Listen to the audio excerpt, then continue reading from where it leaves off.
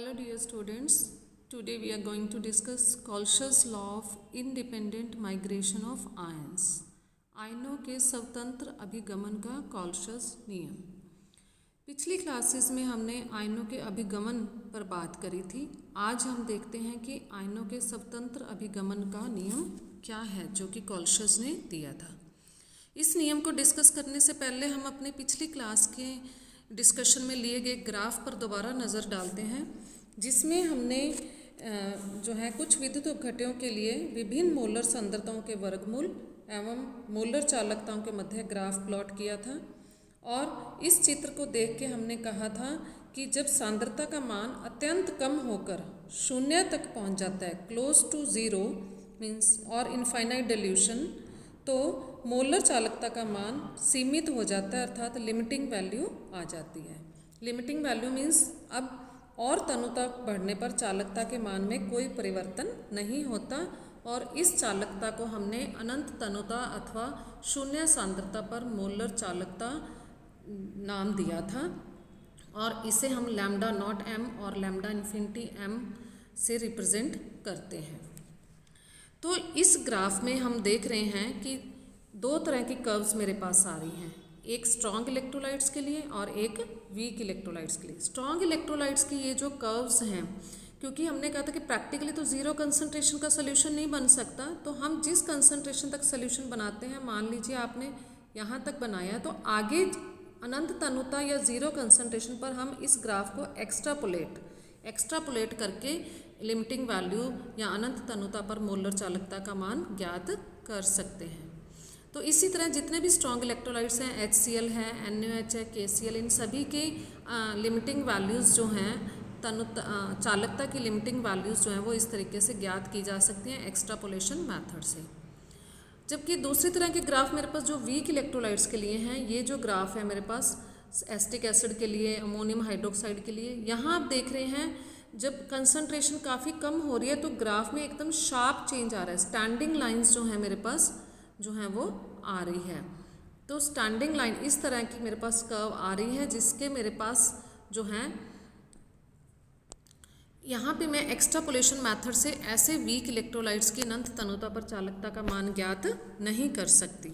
तो इसके लिए ही हमें कॉल्शस ने जो है वो इंडिपेंडेंट माइग्रेशन ऑफ आयन का नियम दिया।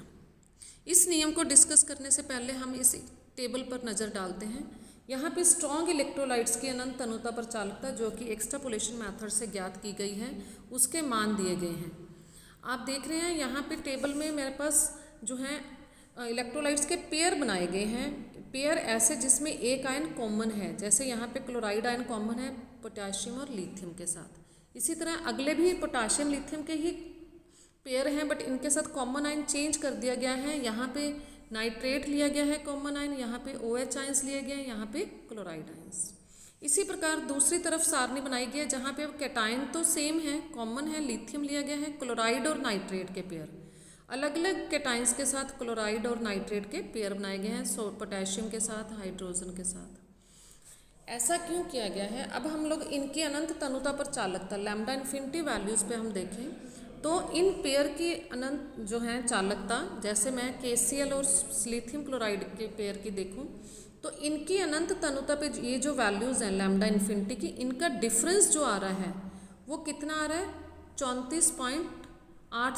34.83। इसी तरह अगले सेट में भी आप देखिए KNO3 और लिथियम नाइट्रेट की लैम्डा इन्फिनिटी के मान में अंतर अगेन इतना है। इसी तरह अगेन इस पेयर की देखें तो डिफरेंस जो है वो इतना है। मींस ये जो है, क्योंकि यहाँ पे हमारे पास ये जो डिफरेंस आ रहा है, क्योंकि इनके साथ जो है एनायन तो सेम है, एनायन हमने पेयर में हर बार चेंज किया, बट पोटेशियम और लिथियम आयन हर सेट में आ रहे हैं, पोटेशियम और लिथियम आयन हर सेट में आ रहे हैं। तो ये टेबल मुझे ये वाली वैल्यूज़ जो हैं, ये वैल्यूज़ ये शो कर रही हैं कि पोटेशियम आयन और लिथियम आयन की लैम्डा नॉट वैल्यू में इतना डिफरेंस है। मींस ये हमें पोटेशियम आयन और लिथियम आयन के अनंत तनुता पर चालकता में अंतर को रिप्रेजेंट कर रही है। इसी तरह मैं दूसरी तरफ देखूं तो यहाँ पे मेरे पास हर सेट में जो हैं, इधर भी अब देखें हम लोग तो हर सेट में क्लोराइड और नाइट्रेट आयन हमने लिए हैं, और उनके साथ चेंज किया है, एक बार लिथियम आयन, एक बार पोटेशियम, एक बार हाइड्रोजन, चाहे कोई भी कैटायन लिया, हर बार जो लैम्डा इन्फिनिटी में अंतर आ रहा है, वैल्यूज़ में जो डिफरेंस आ रहा है वो आप देखें 4.96, 4.86 राउंड ऑफ जो है वो 4.9 के राउंड ऑफ आ रहा है। तो ये डिफरेंस एक्चुअल में किसका आ रहा है, क्लोराइड आयंस और नाइट्रेट आयंस का। ये डिफरेंस आ रहा है क्लोराइड आयंस और नाइट्रेट आयंस की लैम्डा नॉट वैल्यूज़ का अंतर आ रहा है। तो इस तरह की ऑब्जर्वेशन से ही कॉल्शस ने अपना नियम दिया। कॉल्शस ने कहा कि ये लैम्डा इन्फिनिटी के अंतर में ये जो स्थिरता आ रही है, जो एक जैसा डिफरेंस आ रहा है, ये तभी संभव है जब विद्युत अपघट्य के प्रत्येक आयन विलयन की तुल्यांकी चालकता में एक निश्चित योगदान दे रहा है, क्योंकि ये योगदान अन्य आयन जिसके साथ वो बाधित है, आपने देखा हमने डिफरेंट कॉम्बिनेशंस बनाए हैं, तो वो जिस भी आयन के साथ वह बंधित है, इस बात पर उसकी कंट्रीब्यूशन निर्भर नहीं कर रही है।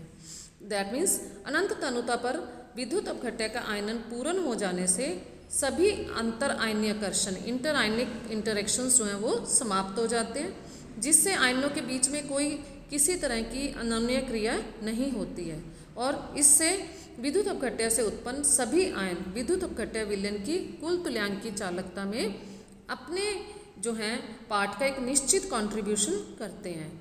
तो ये कंट्रीब्यूशन उस आयन की नेचर पर निर्भर करता है, उसके साथ जो आयन जुड़ा हुआ है, सह आयन, को आयन की नेचर पर निर्भर नहीं करता। तो इन ऑब्जर्वेशंस के बेसिस पे कॉल्शस ने नियम दिया, जिसे हमने नाम रखा Kohlrausch law of independent migration of ions. Independent word इसीलिए यूज़ किया गया है क्योंकि अनंत तनुता पर साथ वाले आयन का कोई कंट्रीब्यूशन नहीं रहता है, आयन की खुद की नेचर पे ही डिपेंड करता है कि वो कितना कंट्रीब्यूट करता है। तो इस नियम को हम डिफाइन करते हैं।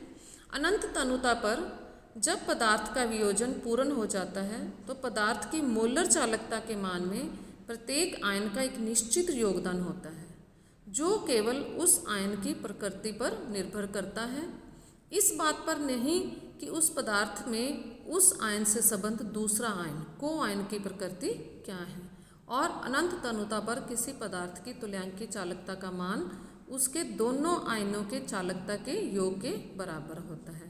तो किसी भी इलेक्ट्रोलाइट की हमने अनंत तनुता पर चालकता ज्ञात करनी है, अगर मुझे अनंत तनुता पर उस इलेक्ट्रोलाइट के कैटायन और एनायन की चालकता के मान पता है लैम्डा इन्फिनिटी के, तो मैं सिंपली उनको ऐड कर दूं तो मेरे पास उस इलेक्ट्रोलाइट की लैम्डा इन्फिनिटी का मान आ जाएगा। तो इसे आप कैटायन के लिए C सिंबल और एनायन के लिए A सिंबल भी यूज़ कर सकते हैं और प्लस माइनस सिंबल भी यूज़ कर सकते हैं।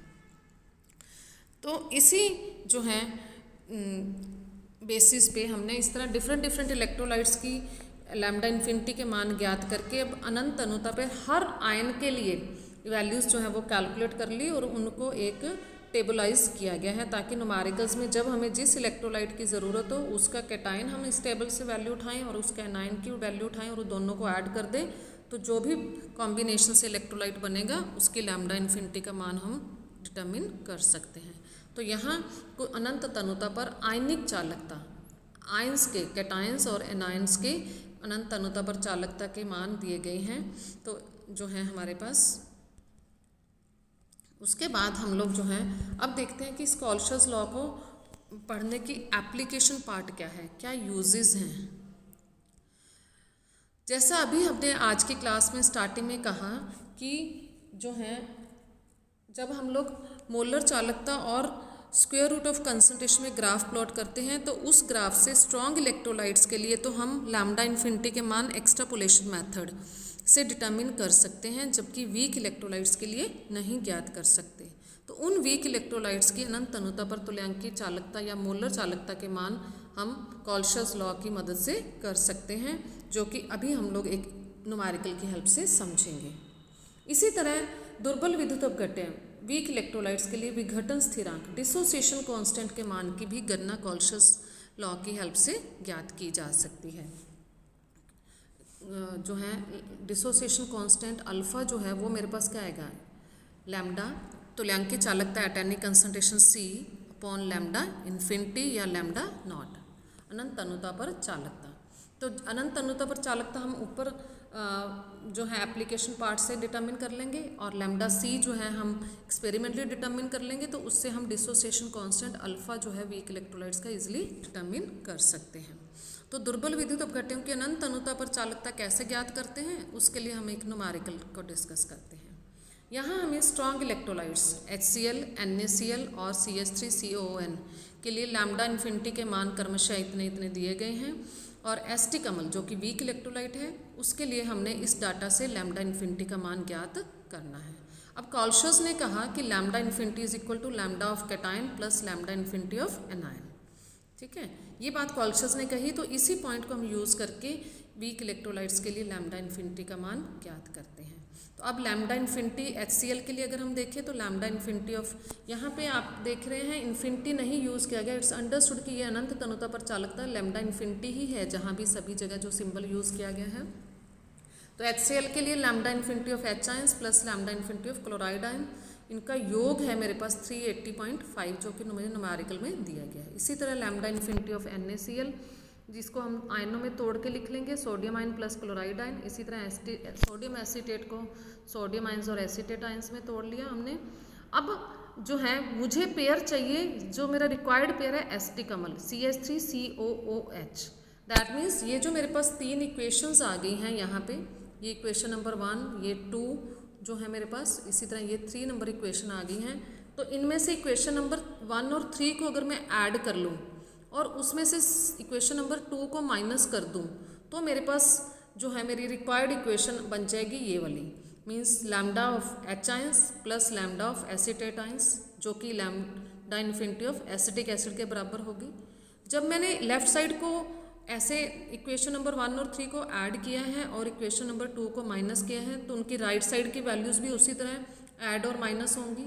तो वो वैल्यूज़ ऐड इक्वेशन नंबर 1 और 3 की ऐड करने पे मेरे पास वैल्यू बन जाएगी 459.5।